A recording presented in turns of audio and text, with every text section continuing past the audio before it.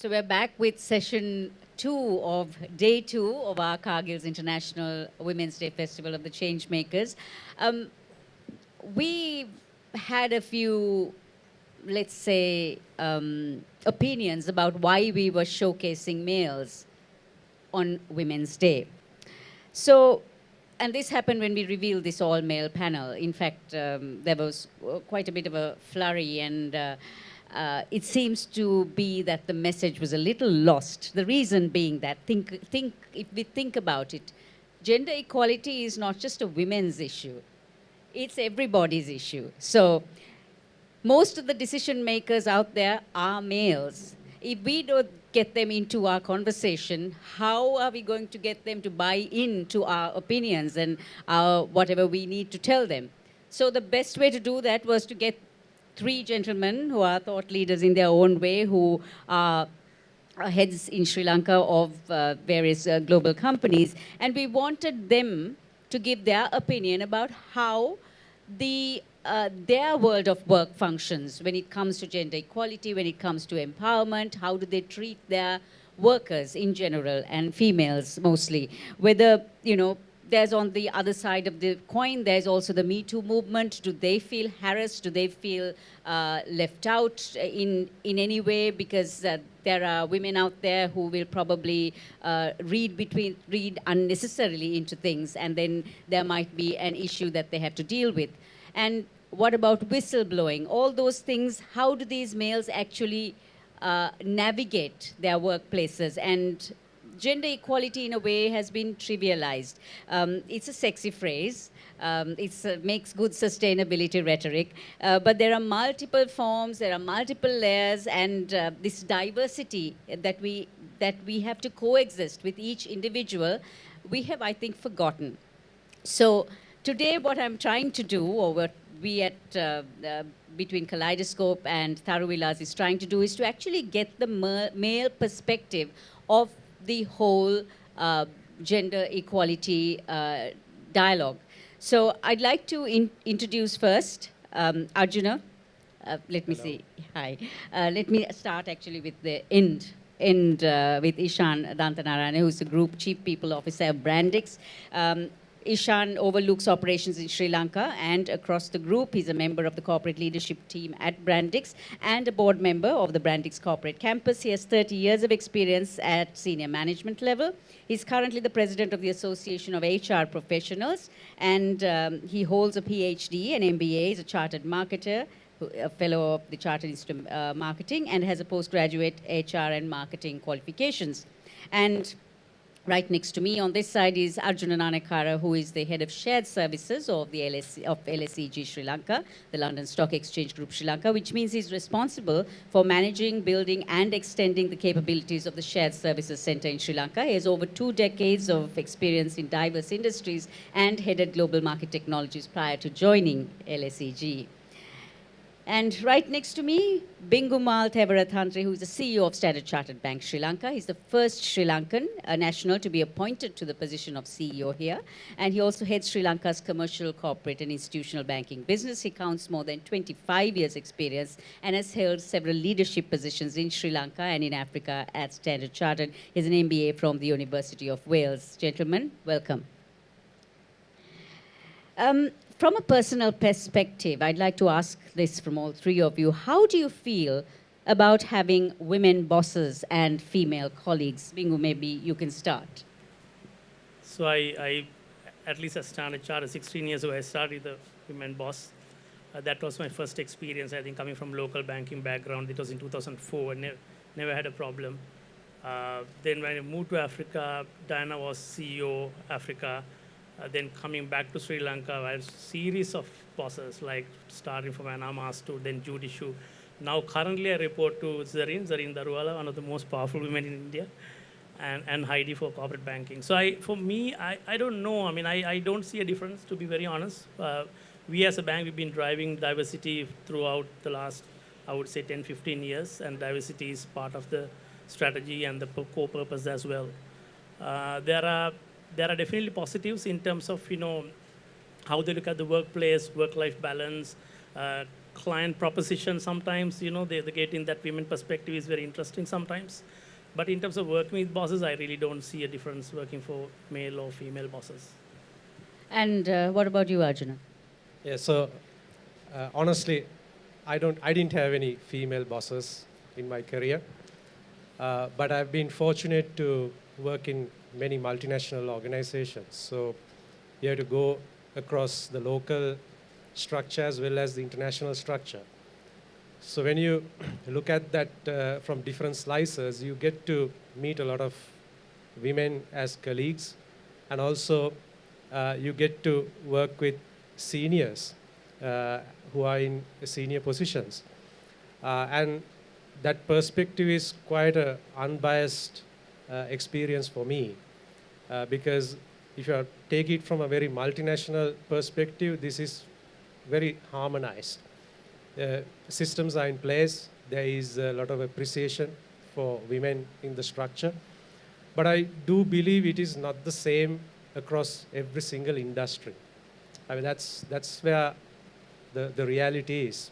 So if you step into other organizations where you don't have so much of systems, procedures, and diversity in place, I would prefer to have more women on key positions and participation. So that's my experience. Ishan? Yeah, so when I was at MTV, that's Maharaja TV and with Singapore Telecom, at that time I had a lady boss who later became a colleague when we started Sirasa in the early 90s. Then I also had, when I was at Virtusa, Tushara Kanakaratna, who was one of the co-founders, was like a boss and also like a colleague. Then in my DHL network, I also have some very senior colleagues who are females. There was a lady who looked after 478,000 employees in terms of employee relations, and that was a lady. So I've had very strong bosses and colleagues who are females, and for me, I never found a difference between a man and a woman, because these ladies were powerhouses of their own. And they were like, they always did a lot of change in the, now if you take the media, the whole of the industry, if you take even the software industry, how words are started and grew exponentially. So these are people, ladies who have done a tremendous change for the world. So I have had a very good experience, and I always thought that, as long as they're the best in what they do, there is always a very marketable place for them. Ishan, Brandix is a very, or the apparel industry is a very female-heavy industry. What are the positives and negatives of having females in the workplace? I'm sure there are negatives as well. I mean, it's all well and good to say, yes, we would love to have more women in key positions, like what Arjuna said. But it's all about balance. So what are the positives and the negatives, and how do you deal with those negatives? So I think to start with, if you take the board, we have 2 females. If you take our associate cadre, 80% are females. So we don't really see a negative, but it's the policies and the procedures that should support it. Like example, working from home. Then does your culture enable you to go to your parents, teachers, and come back so that it doesn't impact your work? Can you take day offs when you want them? So it's the organization culture that really impacts it. I'll talk about the values later. But and then the systems and the process you have around it. If you have those, I don't see it as a negative. Arjuna, has the pandemic in any way revealed anything different to how women manage work and home? Yeah, that's a good question, actually. So the pandemic has changed the way we work and how we have adjusted to it as people, because we are humans, first of all. So we have brought in the office environment home. That's what has happened. So one can actually argue that there is more time because you're not traveling. So it's easier to stay with kids, and you can actually spend time with your family. But I don't think that's the case. I speak to a lot of colleagues when I work, especially I get a chance to speak to colleagues in UK, US, and sometimes Far East, uh, can see them struggling, especially when the kids are at a certain age, young age. You need to attend to them, and not everybody has domestic help. And you need to make your meals, do your laundry, and sometimes there is daily errands. So this adds up a lot of load while we actually work from home. So there's a good side to this also. Now, in most of the developed countries, there is appreciation for dads doing a lot of work from home. So when I tend to ask this question, so how is your husband? Is he helping you out when there are like parents without help? And they consider it a luxury in Sri Lanka to have these in-laws to mothers, maids coming and helping us at home. That is a luxury. So if you go back and now really assess whether it has really stressed people, I would say it has to some extent. So how you can tackle this is by providing for employees to adjust to this. For example, getting some parental care and figuring out whether there could be nurseries for employees to go in and put their kids. Maybe figure out how to provide for nannies. There are lots of innovative ways we can overcome this, especially in the knowledge management industry. So we need to look at those as innovative ways to overcome this and create this new norm. And we need to think out of the box. That's what I have to say. Just to add to that, Savitri, so we did a research within our employee base for 80,000 people to see whether they really want to work from home continuously after the pandemic. A lot of them, 85% of them said they would like a hybrid, 3 days in office, 2 days at home. Nobody said, only a very small percentage said I want to continuously work from home. So this is, sometimes when you continuously work from home, you really want to, come to the office and, get away from home also. So we are trying to see whether we can create something like closer to home and closer to clients. So not necessarily you come to an office, but you go to a shared service center somewhere, close to home, close to clients. You can work from anywhere nowadays. So you go back home in 15 minutes. Or you go just to download your stuff and do your e-learning on whatever, if it's faster sometimes when you come to the office. For so those things, maybe you come once a week. So that's something we are looking at. But the feedback is like everybody is looking at working from home at least 3 days a week after the pandemic. And we are ready for that. Bingu, how strong is the old boys network in Sri Lanka? It may not be applicable to you for Standard Chartered, but in general, the corporate world works on an old boys network. It's very difficult for women to break through that entire mold and get in. How does it work? Savitri, not only for women, even for men outside that circle, it's difficult to get into that club, right? Colombo, as a whole, let me tell you, Sri Lanka is an old boys club. That's the way we run the country. I have my own opinions about it. Not very healthy in my view, because the businesses are done based on relationships, not based on merit. So that challenge is there. So not only for women. So that's why we always exclude the people outside Colombo. And Colombo is like another, in my own view, another country within the country. So we run the economy for maybe 40% of the GDP, but we impact to about 80% of the GDP sitting in Colombo. So I think it's very important that we get out of that psychology and have a more inclusive culture. How do we bring a guy from a Tolangamo Central to come to Colombo? A girl or a boy? It doesn't have to be a gender issue. It's more of a, for me, it's unconscious biases. You see this like even, every conversation, when you meet somebody after a couple of drinks or a couple of conversations, like where did you school, would always come up. And you connect. And you immediately put that person in a social block. Okay, you went to this school, this is you. So I think that been the story right throughout since independence, not very healthy. For women, it's much more difficult, completely agree with you. Because you always have this SSC club and the golf club and the swimming club, Friday evening sessions, all these things happen. Whereas if you're a mother, you have other responsibilities. You want to rush home. Probably you go out with your girlfriends once a month, but it's not every Friday occurrence. It's not that easy.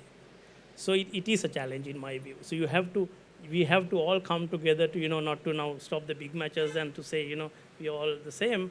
But we should acknowledge there's a problem, and you should work towards, getting into a much more inclusive culture. Do you think that inclusive culture is kind of a reality, Arjuna? Yeah, it's a very debatable topic because the Old Boys Club is there. Uh, whether it's there to the extent that it was there 10 years ago, 15 years ago is what we need to really reflect. So, having said that it's there, I mean, I fully agree that it is there and it is a problem for men and women both because what you're trying to break is an inner circle in organization. So we have to be wise that there are inner circles and you need to be conscious how to tap into that inner circle if you are surviving because networking skill is one of the hot skills you should have as a person, not as men and women. So how do we actually break this as a club needs a lot of holistic thinking and approaches. You need to take some bold moves. And some organizations who are maturing in this process take early moves to make it more practical for employees to actually settle down. So a lot of the multinational organizations take lead in this than the others. But because of that, there are a lot of inclusive strategies in place. People talk about it. Those are common topics, regular topics, down from the CEO to the grassroots levels.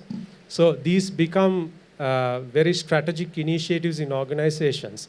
But going back to Savitri's question, is it like a common topic where everybody understands and experiences it? My bold answer is no. We need to go a long way in that. Ishan, there is a fine line between sort of sexual harassment in the workplace and everyday hellos and between colleagues.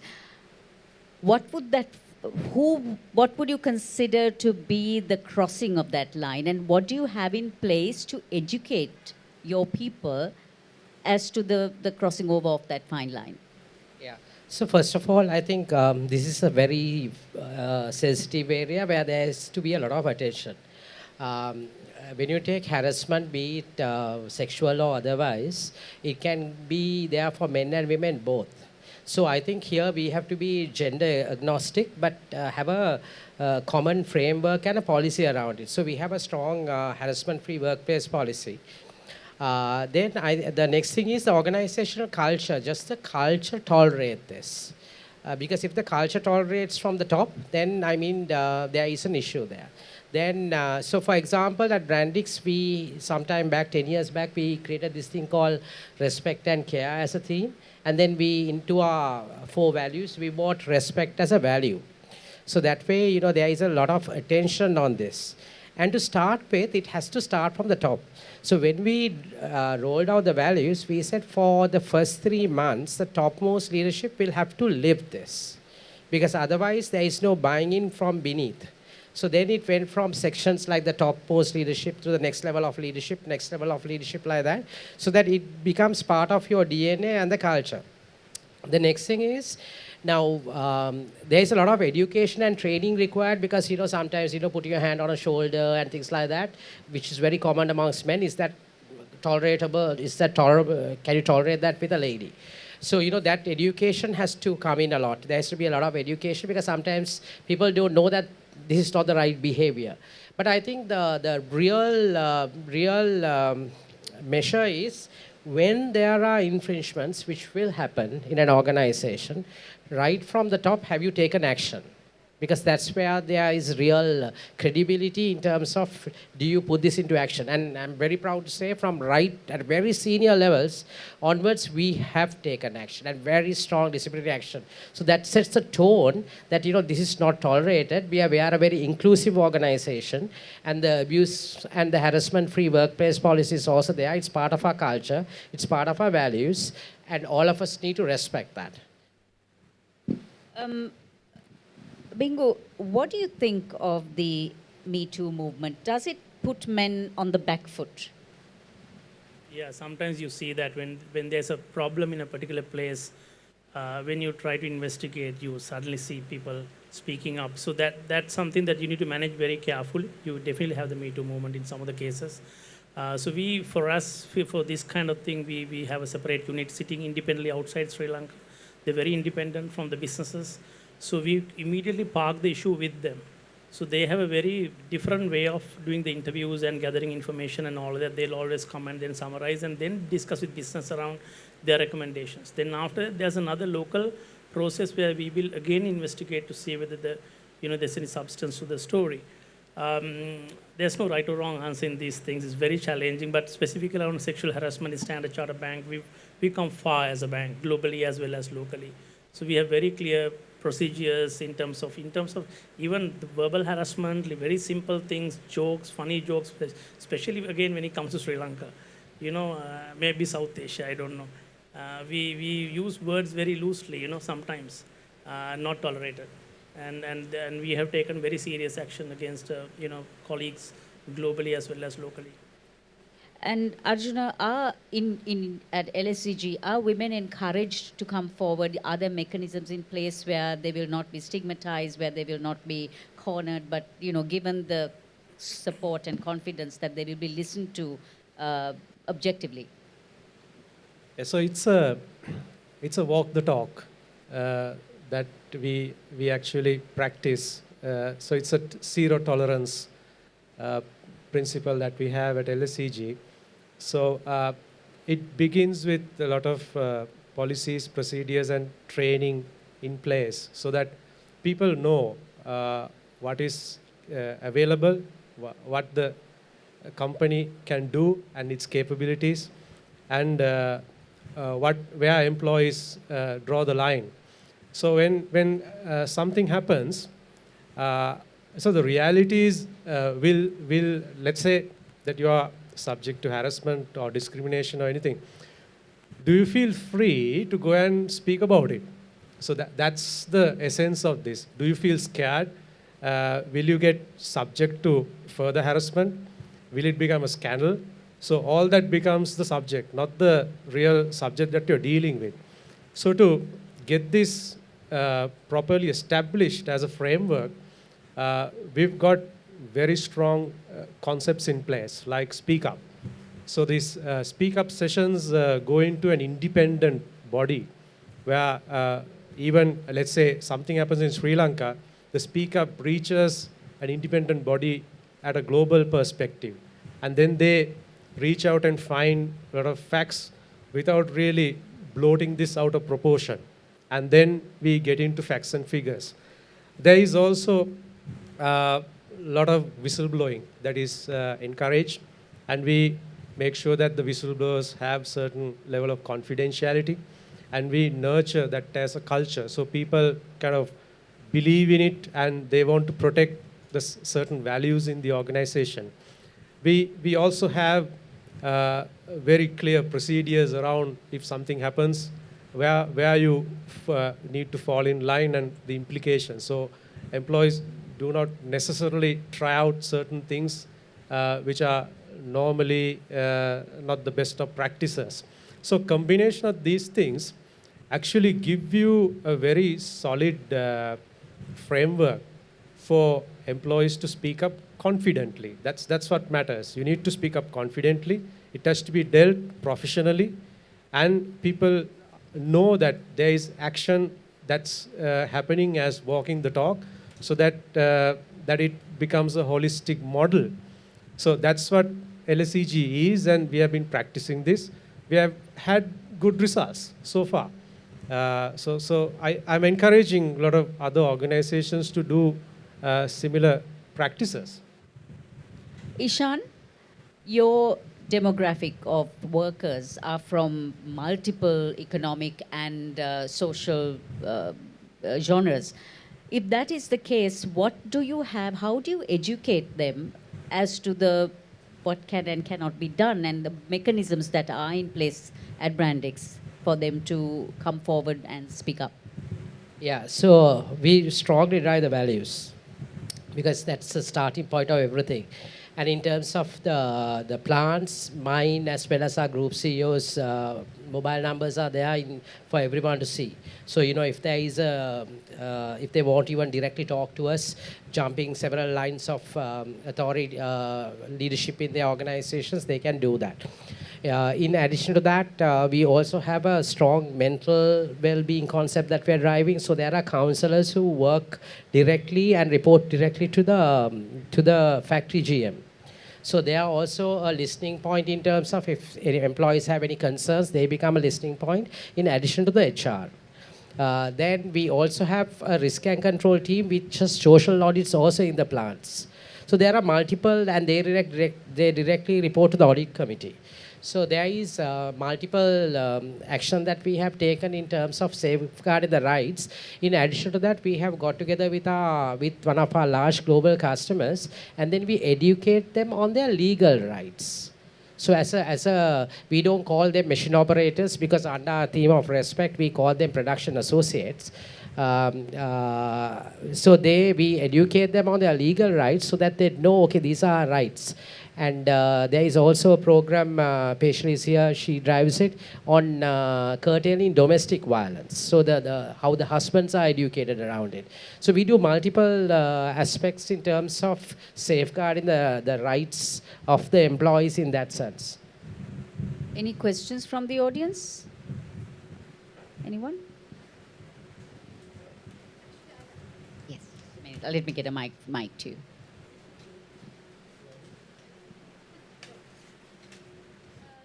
Arjuna, I think you talked a little bit about norms and how people should be encouraged, especially women, having nurseries and the gender norms that we have.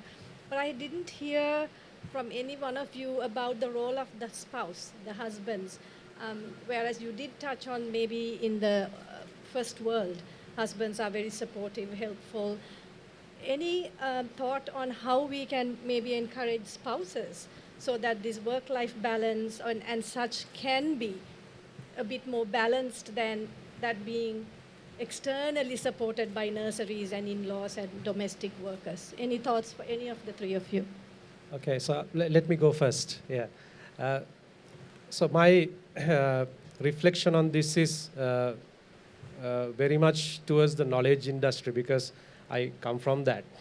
So it's easier to establish this because you normally get both parents working, and they are professional, and they are like-minded due to that. So most of them are married, and they are either software engineers, professional, coming from a professional background. So they are, I would say, educated. You need to tailor this into other backgrounds also, what I'm saying. I think the parenthood and how they take responsibility is changing in that direction, because fathers are, I think, compelled to understand what the mothers are going through and share responsibility. So what is lacking in this is, now I'm going to take this example of, by the way, my wife is here in the audience. So when she was pregnant, okay, there was this program put together by the doctor, where I had to go and understand this delivering a baby, and what she goes through, how we can help the mother, and how the family can continue with sharing responsibility for about 3 months. Okay, so that was a training program. This was completely new to me as a male. Okay, so I didn't know anything about delivering babies and what happens after that. But that training helped me to actually even go to the delivery room and help her in that moment. But how many of that is there in parenthood as Sri Lankans is a doubt to me. It's a learning process. It is an individual learning process. So people who appreciate that, they get on with it. But there are lots of males who just give that responsibility over to a mother-in-law or a mother or a maid, and they take the responsibility of bringing breadwinning the family. So you really need to establish these as concepts in our society. That's what it means. So there are no established programs. And Bingu, does Standard Chartered have something where spouses are We don't brought into really the conversation? groom spouses to take responsibilities, but we make sure that if we have colleagues who are single parents, they're both supported equally. Because even the fathers go through tough times when you have to raise kids on their own. But coming back to your specific question about Sri Lanka, our generation is not that great, let me tell you honestly. But the millennials are much better. I can see a lot of millennials, parents, fathers, taking care of the kids and doing a lot of work. Even in school, I see both parents coming now, whereas our generation, basically my mother went for all the parents-teacher meetings. On a bad day, they'll call the father. Maybe once a you appear. So things are getting better in my view. But as a bank, yes, we look after both male and female, both colleagues, especially when it comes to parenting. We have apps created to support them. We have psychologists assigned to people. In fact, we are given this channel where even the spouses can call if they're in stress. So there's counseling offered free of charge to spouses and things like that. But for, again, both genders. Yeah. Okay. Ishan, Arjuna and Bingu both were speaking from a perspective of more learned, more professional women and men in the organization, but you deal with a very varied economic strata of people who work with you. Now, culturally, especially in the lower income levels or the developing socioeconomic levels, it is the woman's job to do everything, basically. How do you, or how does Brandex bring the partner or the spouse into that conversation that there is an equality that is needed to ensure that your females are actually productive in the workplace at the end of the day? Okay, so if you take our population as a group, we have 3,000 highly qualified professionals, then we have 5,000 graduate staff, and then the rest are the production associates. So there is a spectrum of people. But if you go down to the lower spectrum, there are still, I think, it's a long way to go in terms of the man also taking an equal amount of responsibility. So what we try to do is in so many engagements, like when we do our confirmations, when we do our recognition, when we start doing our training and all that. So we try to engage the home front a lot. Like even our Employee of the Year and Supervisor of the Year awards and all that, we engage the family. So that family over there where we talk about the values in those forums. So they get to know those. But of course, Sri Lanka, when you compare, I think we are not all doom and gloom. Because still, I think our men respect our spouses quite a lot. I would say in some of the, not as good as some of the countries, but we are not in the bottom part either. So I think what we are trying to do is a lot of education around it, so that that there is recognition for the lady, and also that she knows her rights. So that way, she knows that, this is not the way that I has to be treated. And also the dignity in the role, because when a person feels that, you're doing a very, after all, if you take apparel and when you compare with the rest of the manufacturing, apparel plants are very state of the art, right? Then the compliance standards are global standards. There is a lot of training and development done. There is a lot of facilities that are extended. They are earning very well. So it's a very respectful job. It's so that creating that rest, that's why, many years back, it was all about Juki girls and all that. So that's why we created with JAF this theme called Diriya Khatun, to show that, you are doing a very respectful job. So that way, your spouse, your family, and when they come to our plants, they see, that she's working in a wonderful environment. So that way they respect that her and her as a person also. Are there any questions from the audience? Yes. Let me take, yeah. A quick one, Savi. Having worked for Standard Chartered for 7 long years, I'm happy to say that I vouch for all that Bingu said. The question is, at organization level, at a company level, maybe at an industry-specific level, so many good things, solid initiatives are already being practiced. measures taken to address these issues. But in your opinion, do you think as a country, do we acknowledge these concerns? As a country, are we doing enough to overcome, but we are, at least we are talking about it? What do you think? Okay, so I think it's not only the safe working environment, the equal importance is for a female is your career, right? So it's both. So in terms of a career, I think I know I never felt. I mean, I've been in so many assessments of thousands of team members, and I've never felt that, you know, in a talent discussion, in a succession discussion, in a career discussion, in a compensation discussion, we never said, okay, it's a she or a he. So we never felt that. And being in the previous forum, I almost felt that are you all starting with a negative on your own, because we didn't feel it as much. Right? Because for me, when I looked at a talent discussion, it doesn't, gender there was never a part. So I was just wondering whether you all are starting with a minus, because the women that I have worked with, and if you take my group, out of the 5 strategic business units, 3 are headed by females. Then we have another company that's also headed by a female. So, and in my career, I mean, female CEOs are very rare then. But today, you see female leaders a lot. I mean, take HR, for example. There were no HR heads as females. But today, there are a lot. Even I have groomed a whole lot. So I think it's both. And I think if you don't start with the negative and you think, you know, if you really deserve what you get, you need to get what you deserve, then I think, and as long as you push for it, I think you are there. I don't see a difference. I'll give you a bit of a punch to your question. First of all, I think we had the first women prime minister in Sri Lanka. So I think it's a great honor for all of you to have a good start there.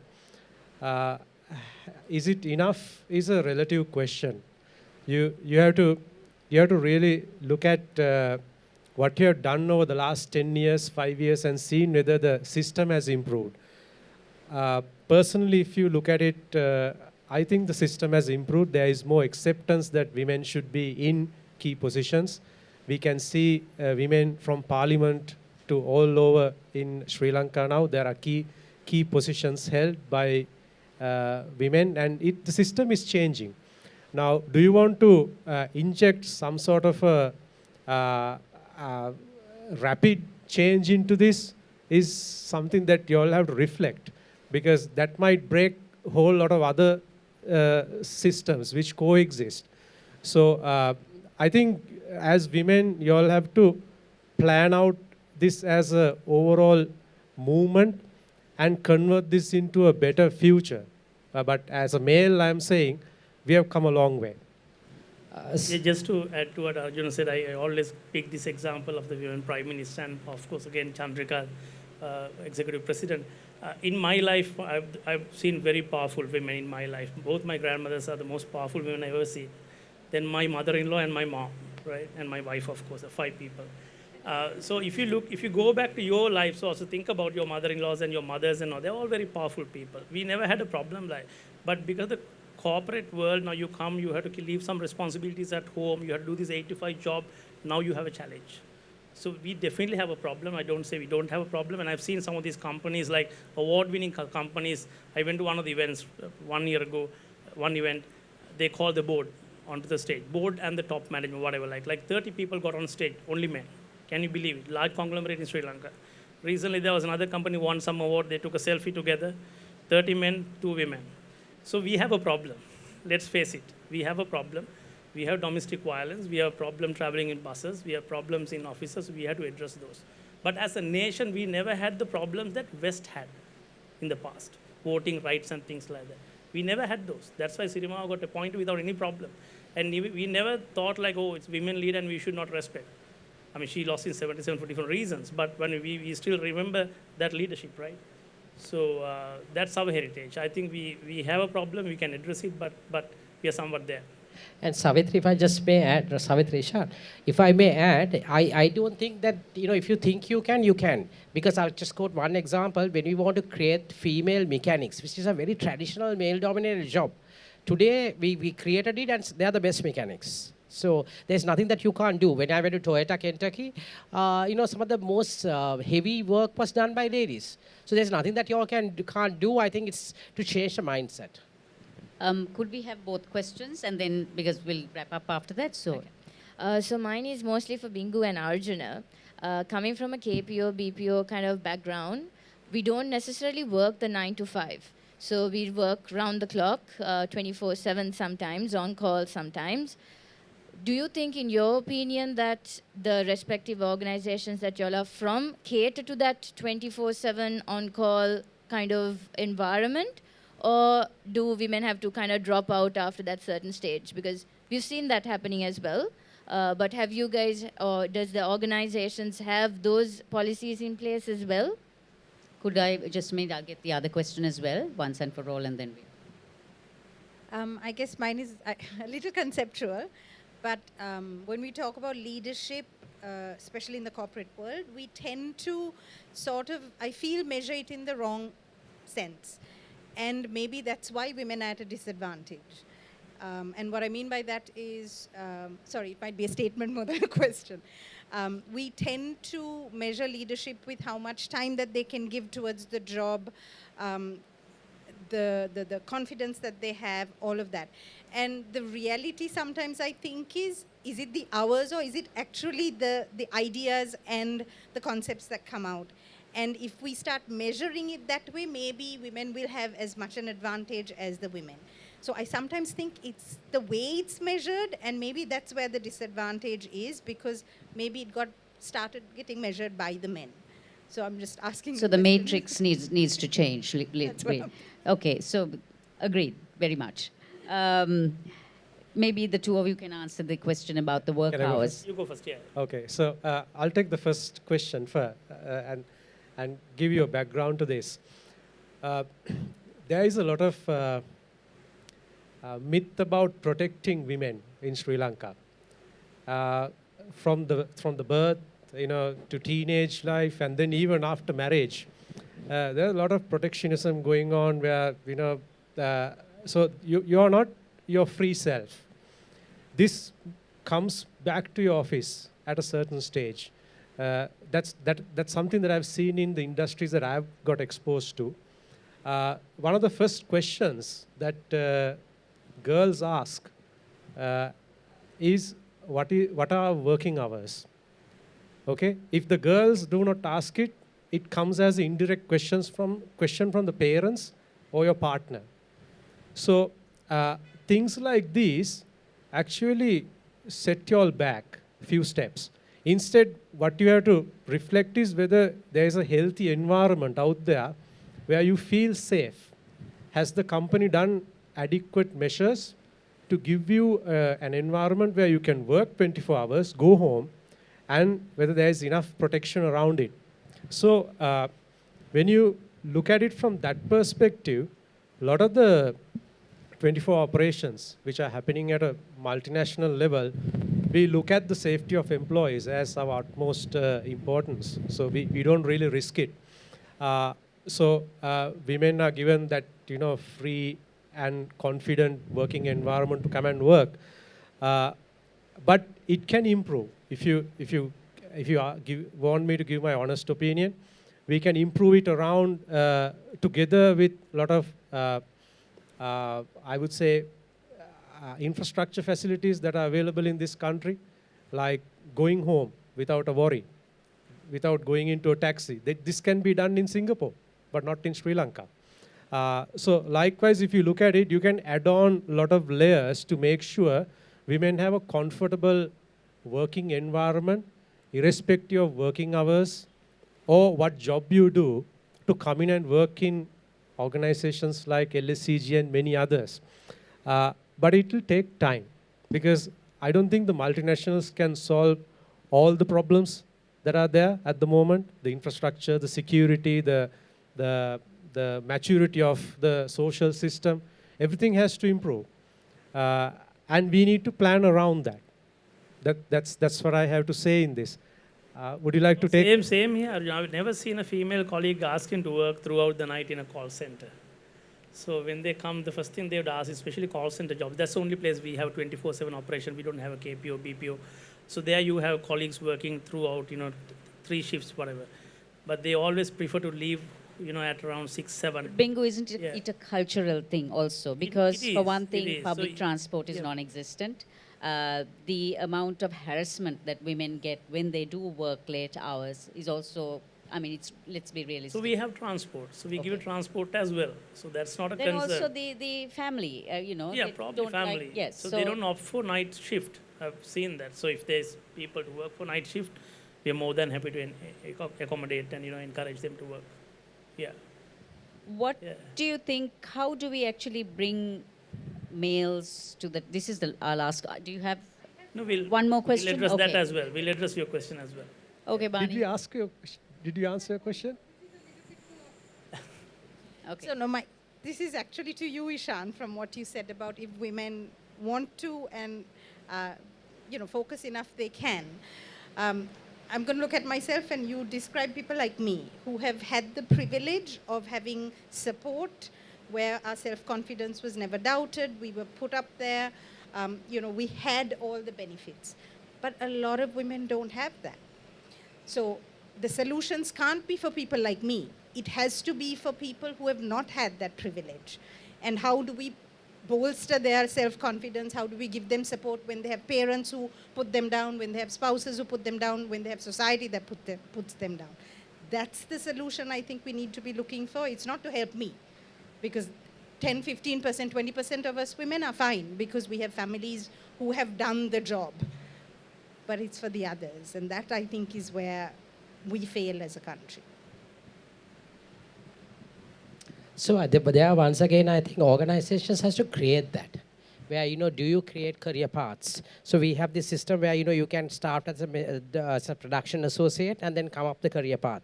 And there is specific education around it, both at Brandix itself and where we have tied up with institutions like NITA, where, they, whilst working, they can get a degree. So that way they empower themselves. When they are qualified and when they are competent, they always have a career path. So to create that, and that's one, and then I think the working conditions has to be such that is enabled. Like example, we have a program with one of our customers where, that education, we provide the time for that and the support for that. But if you don't give the time and support for it, then it doesn't happen. So how you create that in terms of enabling people to take up those leadership roles, like from a production associate to a team lead to a group lead, team lead to a group lead, and come up in the career to the executive strata, etc. So that the process has to be there to support that. And your culture has to be that you accept that anyone coming from the bottommost is accepted when you get there, because you're recognized for your skill. Practically, I don't know. But hey, It's a tough one, but It is. I see a lot of, the positive thing is I see a lot of change happening. Now if you take we call it STEP, right? So that is step from the non-executive card to executive card. Considerable numbers. So I think it's what I would say is just start on your own, and if you can be the change, if you can create the change that you want to see, start there. So that will grow. so we've been discussing about how females, they can do it and they get the confidence, and yes, the workplace allows it and all that. But as a final question, what would your message be to the males in your organizations, all three of you, and how do you get them in on this conversation of empowering their female colleagues? Ishan, maybe you start. Yeah, so I think first of all, every man has to understand your female colleague is. I mean, you have a sister or a mother or and a wife, right? So your colleagues need the same level of respect. Then in terms of that equality, where you have to treat that, to know that there is you have to treat your female colleagues also with equal status. And I think if you start thinking like that, you won't see that difference. So every man has to know that, people has to be recognized for their skill and their talent and what they bring to the table, and not whether you're a man or a woman in doing so. Arjuna? Yeah, so it starts with respect. I always tell people impartially that you need to respect colleagues, and especially women as a whole, we need to respect in our work environment. We do speak about gender balance and where we need to hit test targets very often. So LSEG has a 40% target globally to create a gender balance. So we keep talking about it so it resonates in minds of decision makers, especially males. And we also encourage the males to understand that there are adjustments to be done in the work environment to appreciate women and give them that diversity as a key strategy. So as leaders, what we do is inculcate this change and influence this so that we can hit certain objectives and create a very interesting culture in LSCG. So that's something that we can do and walk the talk. And Bingu? Yeah, so men have to understand that women empowerment is all about women making choices. So if you can create an environment for them to perform and grow and to be themselves, that's the most important thing. You don't want to change your identity and you climb this big mountain and suddenly realize you're in the wrong mountain. So if you can create an environment for them to be themselves and do their best, and like you said, look at quality, not quantity, I think that's the best advice I can give to the male colleagues. Yeah. Okay, good thoughts to take home. And thank you very much to all three gentlemen. Your policies, strategies, etc. are definitely forward thinking. I just hope the rest of corporate Sri Lanka actually takes those into account and does something about it, because we are woefully unrepresented at the top, basically. And not much notice is taken of women in general when it comes to decision-making capacities. So thank you very much, all three of you, very progressive you. in your thinking. Thanks, Avi. I just want to say thank you to our sponsors once again, to Cargill's for being our festival title sponsor, to UNFPA, who was our event sponsor for today, and to our exclusive radio partner, Light 87, the exclusive digital media partner, Daily Mirror Online and High Online, and of course to Healing Island. And you will find, that's our wellness partner, you will find a pack of sanitizing wipes in your pouch when you got your tickets, your passes today. That is from Healing Island, very, very handy these days to keep in your purse. Then Wine World Zonin and Olu, our beverage partners, you will be experiencing or enjoying some cocktails and aperitifs from Wine World, and they will be putting that together with beverages from Kist. And so besides all our sponsors, I also want to thank each and every one of you for being here. Putting this festival together was a little challenging, but then we realized that when we wanted to have just one event, we had so many women to celebrate and men to celebrate too eventually, and we put this together and made it a 4-day event. So we are at the end of day 2, and thank you very much to Table by Tharu. Don't forget, if you do want to stay on, and I suggest you do, stay on and enjoy the dining experience today. Continue celebrating International Women's Day, the 8th of March, and you will get 10% off on your dining experience here at Table by Tharu. So thank you very much, everyone, for being here. And we do hope some of you will continue coming on day 3 and day 4.